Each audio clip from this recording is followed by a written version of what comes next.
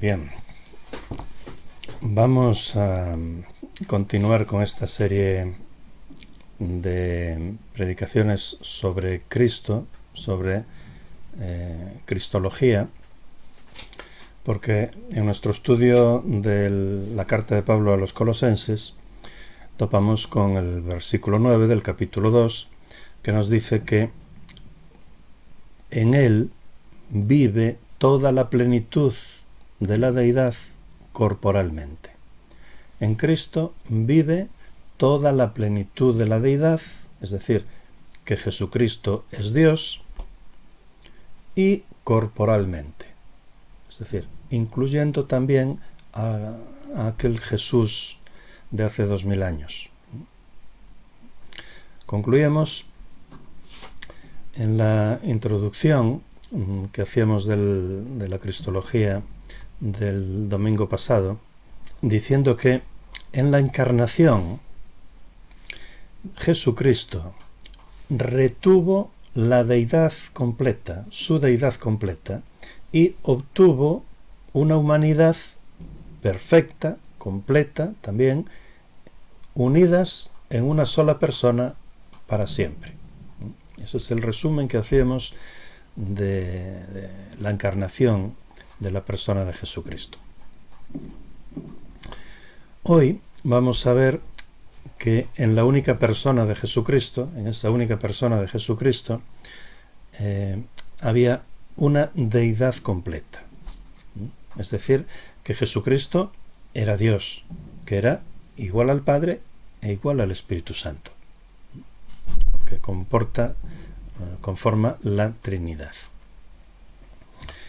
En concreto vamos a referirnos a sus atributos, a sus obras, a sus nombres y a sus afirmaciones sobre su deidad. En cuanto a los atributos, ¿qué atributos exclusivos de Dios se manifestaron en Jesucristo? Vamos a ver algunos. En concreto, vamos a ver solo 4. La eternidad, la omnipresencia, la omnisciencia y la omnipotencia. En cuanto a la eternidad, digo esto, hacemos este razonamiento porque si en Jesucristo se dan los atributos de Dios, entonces Él es igual a Dios. En cuanto a la eternidad, nos dice Juan 8:58. Dice el propio Señor Jesús, dice: antes que Abraham llegara a ser, yo soy. ¿Cuándo dijo Jesús esto? Hace 2000 años. ¿Y cuándo había vivido Abraham? Hacía 2000 años más. Abraham vivió sobre el 2000 antes de Cristo. Es como si yo dijera: antes que el apóstol Pablo fuera, yo soy. ¿Qué quiere decir Cristo?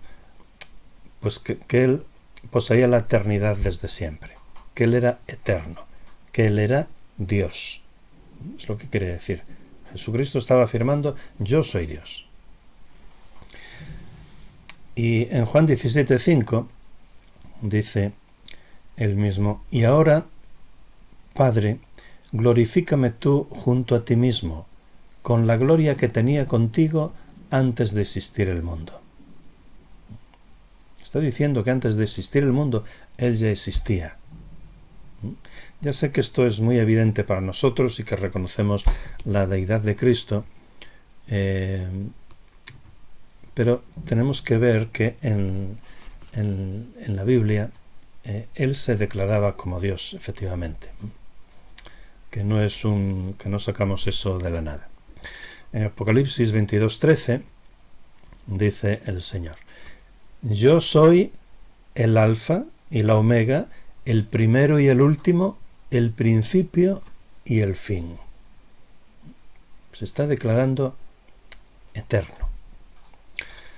Los hombres, tú y yo, también somos eternos. ¿Sí? Desde nuestra creación hacia adelante, vamos a vivir para siempre. somos eternos. Pero Jesucristo era eterno no solo hacia adelante, como nosotros, sino que era eterno hacia atrás. Él existió desde siempre. Y eso es una característica propia exclusivamente de Dios.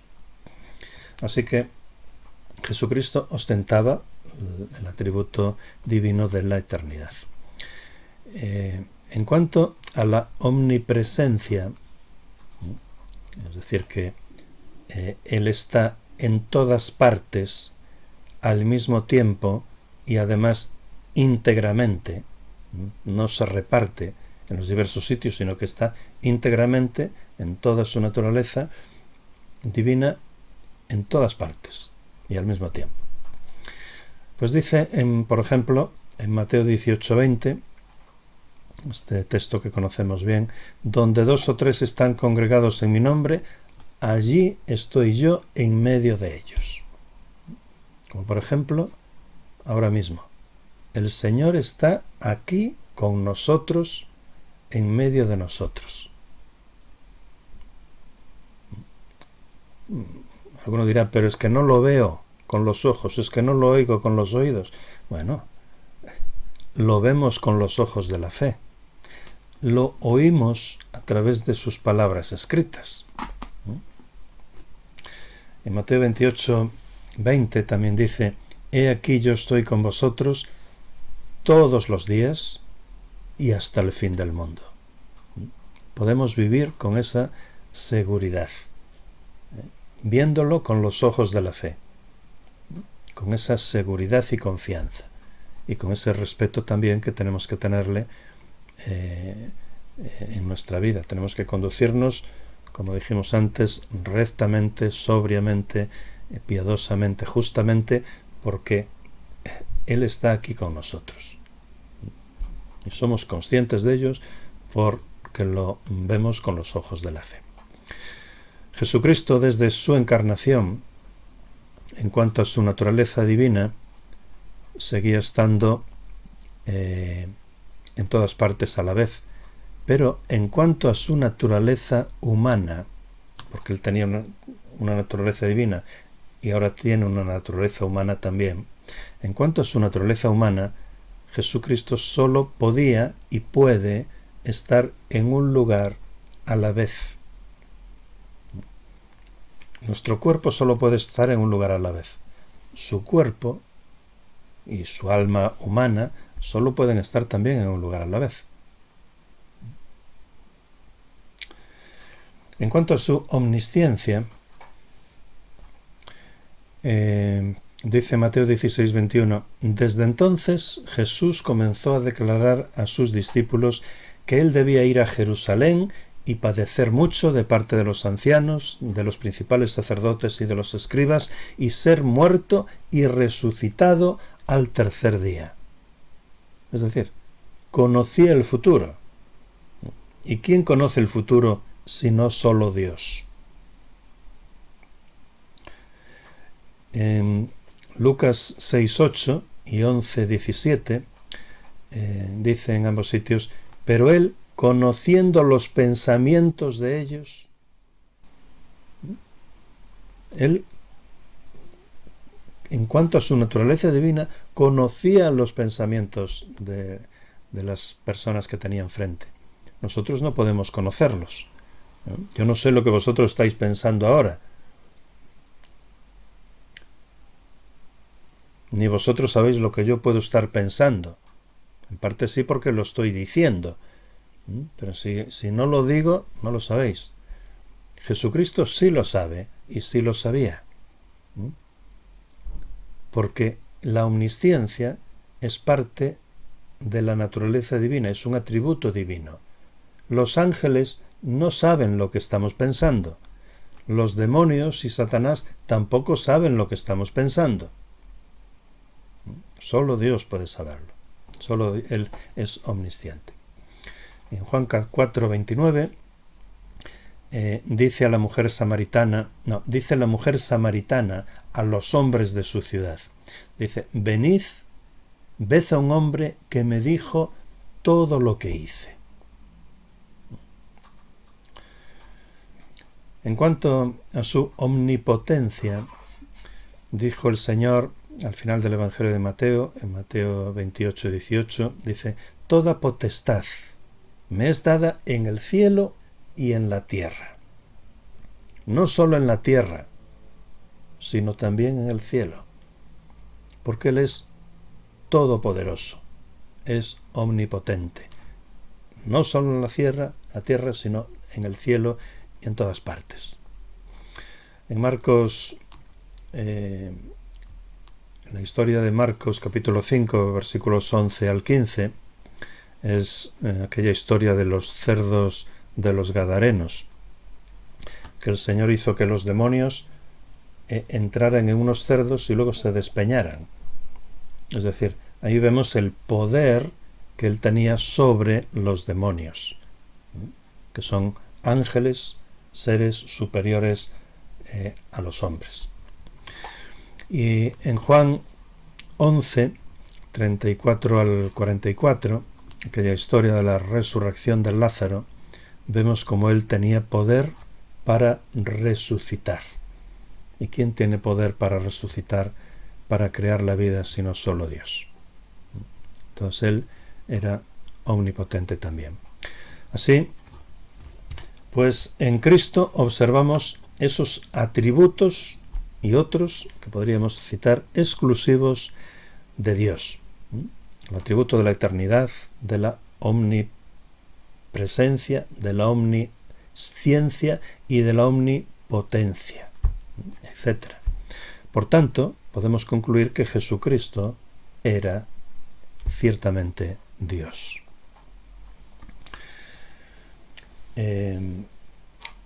Eso en cuanto a los atributos que observamos en Cristo. En cuanto a sus obras,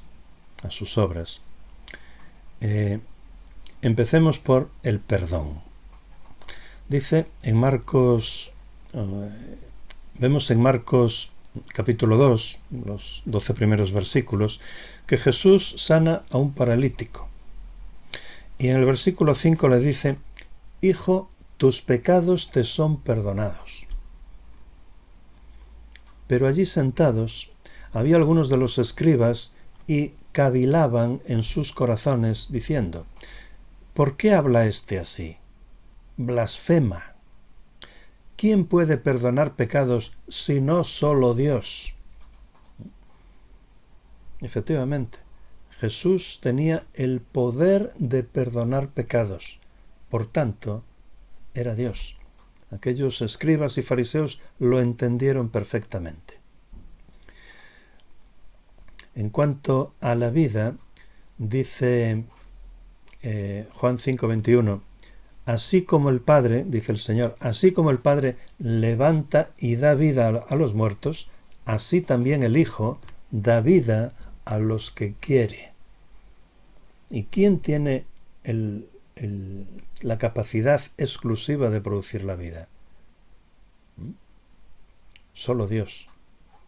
En cuanto a la resurrección, dice en Juan 11:43, y habiendo dicho esto, clamó a gran voz: Lázaro, ven fuera. ¿Os acordáis? Perfectamente, ¿verdad? Y Lázaro resucitó. ¿Y quién tiene el poder absoluto, exclusivo, sobre la resurrección? Pues Dios, exclusivamente Dios. En cuanto al juicio, dice Juan 5:22, porque ni aun el Padre juzga a nadie, sino que todo el juicio lo ha encomendado al Hijo. El Hijo tiene el poder, la autoridad, el derecho de juzgar. En cuanto a la adoración, en Apocalipsis 19:10, el apóstol Juan estaba ante un ángel y dice: y yo caí ante sus pies para adorarlo. Pero me dijo el ángel: mira, no hagas eso, que yo soy consiervo tuyo y de tus hermanos, de los que retienen el testimonio de Jesús. Adora a Dios.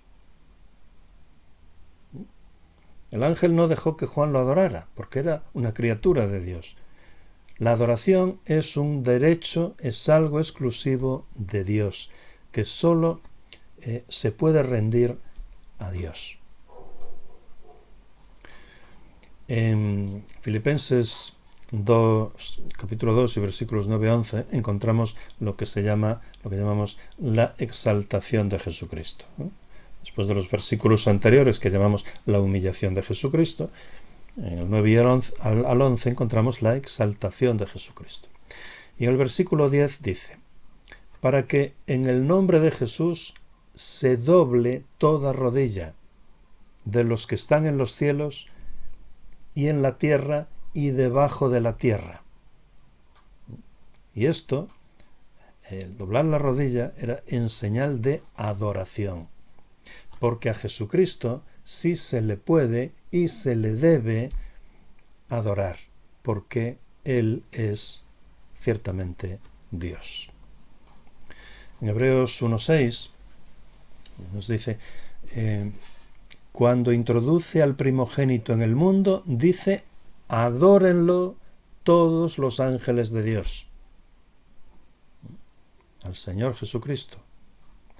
Y finalmente, en Apocalipsis 5, 12 al 14, que no vamos a leer, vemos que los ángeles lo adoran al Señor.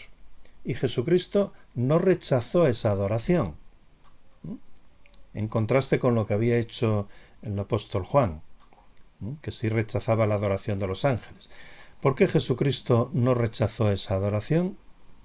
Pues evidentemente porque Él era Dios. Así que también en sus obras, no solo en sus atributos, podemos reconocer a Jesucristo como Dios, porque Él tenía el poder y el derecho de perdonar, de dar vida, de resucitar, de juzgar y de ser adorado. Por eso podemos concluir por esas obras que Jesucristo era verdaderamente Dios. Así que ya vimos sus atributos, vimos sus obras y ahora vamos a ver sus nombres, los nombres que recibía el Señor Jesucristo. Pues en primer lugar recibía el nombre de Dios, y eso lo vemos, recibía directamente el nombre de Dios, lo vemos en Juan 1:1, en el versículo 18 también, en Juan 20:28, en Romanos 9:5, en Tito 2:13, en Hebreos 1:8, en Segunda de Pedro 1:6, en Isaías 9:6, etc. Recibía también el nombre de Hijo de Dios, frecuentemente. ¿Qué significaba esto de Hijo de Dios? Aunque este nombre, esta frase, Hijo de Dios, puede significar a veces prole de o descendiente de, también lleva el significado de la orden de o de la condición de. Por ejemplo, pongamos algunos ejemplos para entenderlo. Por ejemplo, en el Antiguo Testamento se dice hijos de los profetas. Se habla de los hijos de los profetas. Y con ello no querían decir descendientes de los profetas, sino de la orden, de la condición de los profetas. Por ejemplo, en Primera de Reyes 20:35. También se habla de hijos de los cantores, y no se refiere a los hijos carnales de los cantores, sino que tenía el sentido de perteneciente a la orden o a la condición de los cantores. Por ejemplo, en Nehemías 12:28. Así, de esta manera, la designación de Hijo de Dios, cuando se aplica a nuestro Señor Jesucristo, significaba de la orden de Dios o de la condición de Dios, de la naturaleza de Dios, siendo una clara referencia a su deidad total. Además, en el uso judío, la expresión hijo de, generalmente no implicaba subordinación, estar por debajo, sino más bien igualdad e identidad de naturaleza. Eso significaba normalmente en el uso que hacían los judíos de hijo de.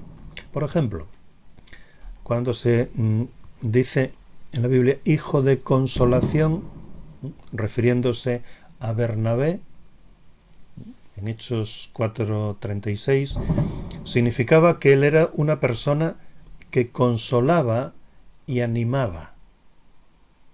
Cuando se habla de los hijos del trueno, refiriéndose a Santiago y a Juan, por ejemplo en Marcos 3:17, significaba que eran hombres con la naturaleza del trueno, es decir, que tenían un carácter fuerte.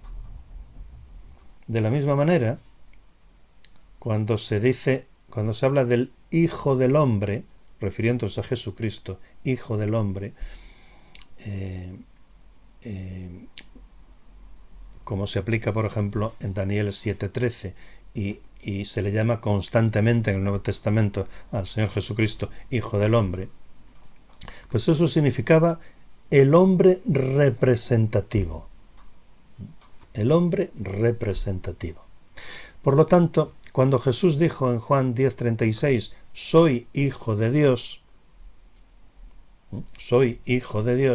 sus contemporáneos entendieron perfectamente que se estaba identificando a sí mismo con Dios, que era igual a Dios en un sentido ilimitado. Se le llamaba Dios, se le llamaba Hijo de Dios, se le llamaba también en la Biblia Señor, ¿verdad? Señor. En griego, Kyrios. ¿Cómo se usa la palabra Kyrios, Señor, en la Biblia? ¿Cómo se usa esta palabra? Pues en ocasiones se empleaba simplemente como una forma cortés, como un tratamiento de cortesía, cuando se habla con una persona, como señal de respeto, parecido a nuestra palabra Señor. Nosotros también la usamos en este sentido. Por ejemplo, si decimos Señor amable o Señor José, por ejemplo, así se usa en Juan capítulo 4 y versículo 11, donde la mujer samaritana le dice a Jesús, Señor, pero no tienes vasija y el pozo está profundo. ¿Cómo vas a hacer para sacar el agua? Pues ahí lo está tratando con respeto, simplemente como una señal de cortesía. Otras veces también se usa la palabra Señor en el sentido de amo, con respecto a un siervo o a un esclavo. Por ejemplo, en Mateo 6:24 dice, ninguno puede servir a dos señores. Ninguno puede servir a dos señores, en el sentido de amo. Ninguno puede servir a dos amos. Y en tercer lugar, que es la parte que nos interesa, en el siglo III a.C. se tradujo el Antiguo Testamento hebreo al idioma griego. ¿Por qué? Porque el hebreo dejó de ser el idioma hablado ya en el periodo del exilio, allí en Babilonia, y luego en el posexilio, cuando regresaron de Babilonia a Palestina pasados 70 años. Y el arameo se convirtió en la lengua franca o el idioma común del pueblo judío. Más adelante, con el ascenso de Alejandro Magno, en el año que vivió del 356 al 323 a.C., con el ascenso de Alejandro Magno y del imperio griego, los judíos de la diáspora, es decir, los que vivían fuera de Palestina, que había muchos judíos que vivían fuera de Palestina, fueron helenizados, es decir, digamos, convertidos a la cultura griega. Y muchos de los judíos, para muchos de los judíos, el griego se había convertido en el idioma principal.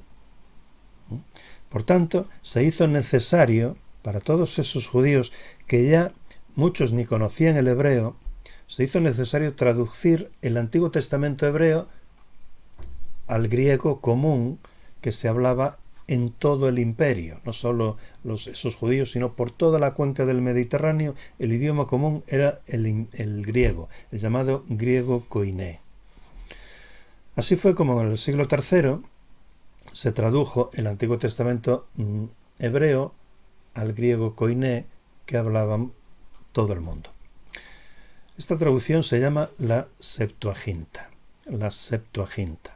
porque la tradujeron 70 personas, judíos piadosos. ¿Pero por qué cuento todo esto? Porque en la Septuaginta se usa esa misma palabra, Kyrios, Señor, para traducir el nombre hebreo de Dios al griego. ¿Y cómo hicieron esto? ¿Por qué tradujeron el nombre de Dios al griego por Señor? Pues por un sentido de falsa reverencia, los judíos no se atrevían a pronunciar el nombre de Dios. Así, cuando iban leyendo el Antiguo Testamento y se encontraban con la palabra Dios, decían Señor. No pronunciaban el nombre de Dios, sino que decían Señor, Kyrios. Por eso, al traducir el Antiguo Testamento del hebreo al griego, cuando aparecía el nombre de Dios en cualquiera de sus variantes, lo tradujeron todos por Señor. De esta manera, la palabra Kyrios, Señor, aparece hasta 6.814 veces en la Septuaginta. Por tanto, cualquier lector que tuviera algún conocimiento del Antiguo Testamento griego reconocería que cuando el Nuevo Testamento habla de Cristo como Señor, se refiere a Cristo como Dios. Y hay muchos casos en el Nuevo Testamento donde se usa la palabra Señor para referirse a Cristo, en los que solo se puede entender como refiriéndose a Dios mismo. Veamos algún caso. Por ejemplo, os acordaréis de la historia de los pastores de Belén, que recordamos todos los años. Pues aquí el uso de la palabra Señor es bastante sorprendente. Dice el ángel a los pastores de Belén en Lucas 2:11. Dice: Hoy os ha nacido en la ciudad de David un Salvador que es Cristo el Señor. Hoy os ha nacido en la ciudad de David un Salvador que es Cristo el Señor. Y aunque estas palabras a nosotros nos suenen familiares, por nuestras celebraciones de la Navidad, deberíamos darnos cuenta de cuán sorprendentes les sonarían a aquellos judíos del primer siglo escuchar, por un lado, que alguien nacido como un bebé fuera el Cristo, es decir, el Mesías. Y además, en segundo lugar, que ese niño también era el Señor, es decir, el mismísimo Señor Dios. Los pastores fue lo que entendieron. Es como si el ángel les dijera: hoy en Belén ha nacido un niño que es vuestro Salvador y vuestro Mesías y que es Dios mismo. Por eso, cuando los pastores contaron lo que les había sucedido, dice Lucas 2:18, y todos los que lo oyeron se maravillaron. Se admiraron, quedaron extasiados de las cosas dichas por los pastores,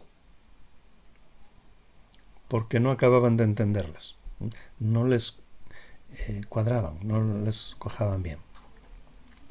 El caso de Elisabet, cuando María, embarazada, fue a visitar a Elisabet, la madre de Juan el Bautista, varios meses antes de que Jesús naciera.